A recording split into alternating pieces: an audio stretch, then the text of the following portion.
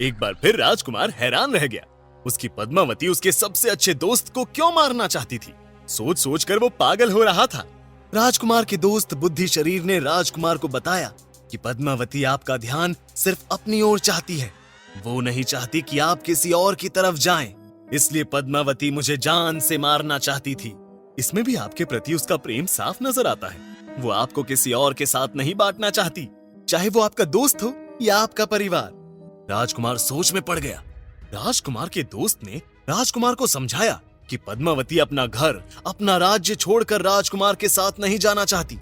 आपको कोई ऐसा उपाय करना होगा कि राजकुमारी पद्मावती आपके साथ आपके भवन की ओर चली जाए, वो अपने राज्य का मोह छोड़ दे। इसी बीच अचानक बाहर से लोगों का शोरगुल सुनाई देने लगा। सब चीख रहे थे, विलाप कर रहे थे। दरअसल राजा का छोटा बच्चा मर गया था। इस खबर को सुनते ही राजकुमार का दोस्त खुशी से झूम उठा। राजकुमार को कुछ समझ नहीं आया। दोस्त ने राजकुमार से कहा, तुम कुछ मत सोचो, आज रात को तुम पद्मावती के घर जाओ। वहां तुम उसे इतनी मदिरा पिलाना कि वो बेहोश हो जाए।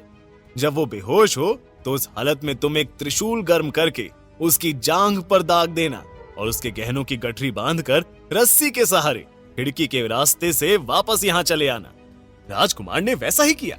उसने पद्मावती को जी भरकर मदिरा पिलाई और जब वो बेहोश हो गई तो उसकी जांघ पर त्रिशूल से एक बड़ा सा दाग बना दिया और उसके गहनों की एक गठरी बनाकर अपने साथ ले आया। सवेरे शमशान में जाकर राजकुमार के दोस्त बुद्धि शरीर ने तपस्वी का रूप धारण किया और राजकुमार को अपना शिष्य बना लिया और उससे कहा, अब तुम इन आभूषणों में से एक मोतियों का हार लेकर बाजार में बेचने जाओ, पर इसका दाम इतना ज्यादा बताना कि उसे कोई खरीद ना सके। साथ ही ये भी कोशिश करना कि इस हार को ज्यादा से ज्यादा लोग देख सकें। अगर नगर के पहरेदार तुम्हें पकड़ें तो बिना घबराए तुम कहना कि मेरे गुरु ने इसे बेचने को कहा है। राजकुमार बाजार गया और वहां उस हार को लेकर घूमता रहा। उधर दंत वैद्य की बेटी पद्मावती के गहनों की चोरी की खबर पूरे राज्य में फैल चुकी थी। राजकुमार को हार के साथ देखकर नगर रक्षकों ने उसे पकड़ लिया। नगर रक्षक राजकुमार को नगरपाल के पास ले गए।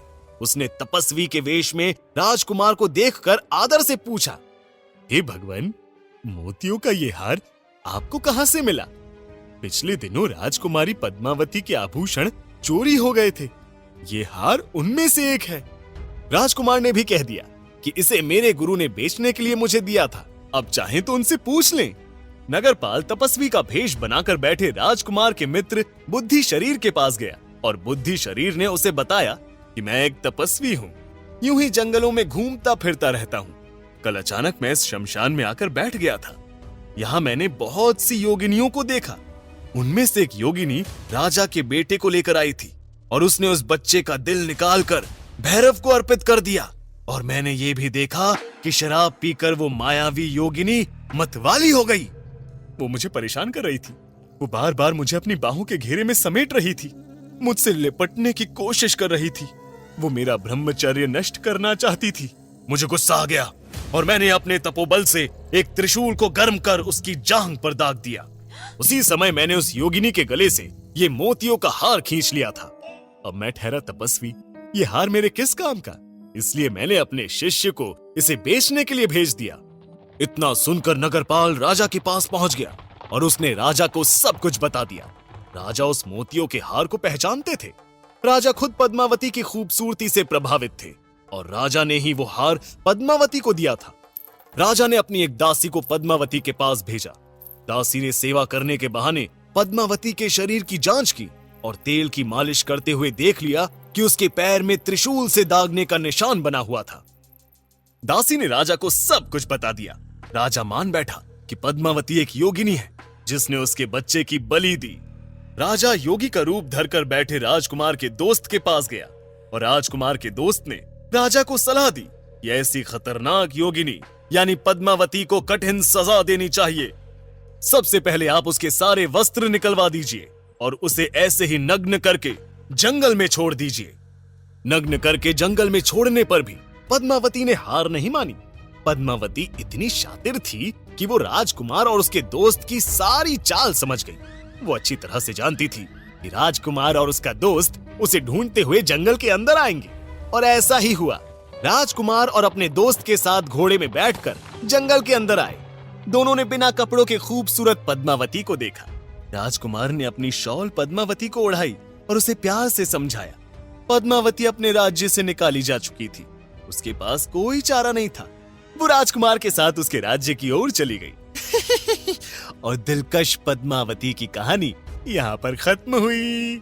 तुम्हें पद्मावती की कहानी कैसी लगी? पद्मावती की खूबसूरती के चर्चे सुनकर कहीं तुम्हारी वासना भी तो नहीं जाग गई? खैर ये तो मैं बाद में पूछूंगा। फिलहाल सुनना कि मैंने विक्रम से क्या पूछा था। विक्रम, तुम बहुत बुद्धिमान हो ना? चलो तुम बताओ, अगर राजा ने पद्मावती को मारने का हुक्म दे दिया होता, या अगर राजकुमार को राजा पहचान लेता और वो राजकुमार और राजकुमारी पद्मावती दोनों को फांसी दे देता, तो इस अपराध का पाप किसे लगता? राजकुमार के दोस्त बुद्धि शरीर को, राजकुमार और पद्मावती को, या उस राजा को? फंस गए विक्रम, तुम फंस गए। अगर तुम जवाब जानते हो और अपना मुंह नहीं खोला तो तुम्हारे सर के 1000 टुकड़े हो जाएंगे। और अगर तुमने कुछ भी कहा तो मैं वापस उसी पेड़ पर लौट जाऊंगा। और तुम जानते हो मरता क्या नहीं करता। महान सम्राट का महान राजा विक्रमादित्य मुझे जवाब देने को मजबूर हो गया। विक्रम ने अपनी दमदार आवाज में कहा, बेताल, इसमें सोचने वाली बात क्या है? पाप राजा कर्णोत्पल को लगता। क्यों भला? षड्यंत्र तो पहले पद्मावती और फिर राजकुमार और उसके दोस्त का था। अब हंस चावल खा जाए तो कौवे को दोष कौन देता है? विक्रमादित्य बोला। पद्मावती और राजकुमार कामाग्नि में जल रहे थे। वो एक दूसरे की वासना में लिप्त थे। उन दोनों का ध्यान तो सिर्फ अपनी वासना को पूरा करने में लगा हुआ था। उनके पास सोचने समझने का वक्त ही कहां था। इसलिए वो दोनों निर्दोष हैं। राजकुमार का दोस्त तो राजकुमार को पद्मावती की चालाकी और राजा के दंड से बचाने की कोशिश कर रहा था। वो अपने मित्र का धर्म निभा रहा था। लेकिन राजा कर्णोत्पाल पाप का भागी था। राजा होकर भी वो नीति शास्त्र नहीं जानता था। उसने अपने गुप्तचरों की मदद नहीं ली, तहकीकात नहीं की, बस एक साधु के बल पर फैसला ले लिया। तुम सब जानते हो विक्रम क्या कहूं उसके बारे में? काफी दिलचस्प, होशियार और समझदार था विक्रम। एक बेताल उस पर फिदा है। अब तुम ही सोच लो वो कैसा था। अब मुझे उसे और कहानियां सुनानी थी और इसका एक ही तरीका था। मैं उड़कर वापस पेड़ पर उल्टा लटक गया। आगे तुम सुनोगे कहानी एक खूबसूरत लड़की की, जिसके पीछे 3 लड़के दीवानों की तरह घूम रहे थे। जीते जी तो क्या, उस लड़की के मरने के बाद भी शमशान के दरवाजे के सामने बैठे वो तीनों उसका इंतजार करते रहे। रोंगटे खड़े कर देने वाली इस डरावनी प्रेम और मोह की कहानी सुने बिना वापस मत जाना।